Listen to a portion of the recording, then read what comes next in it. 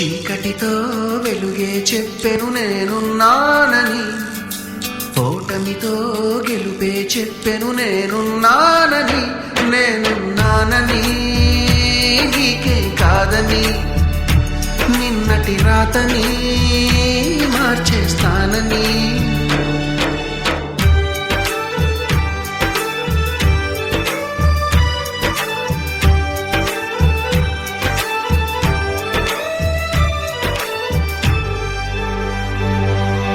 తగిలే రాళ్ళని పునాది చేసి ఎదగాలని, తరిమే వాళ్ళని హితులుగా తలచి ముందుకెళ్ళాలని.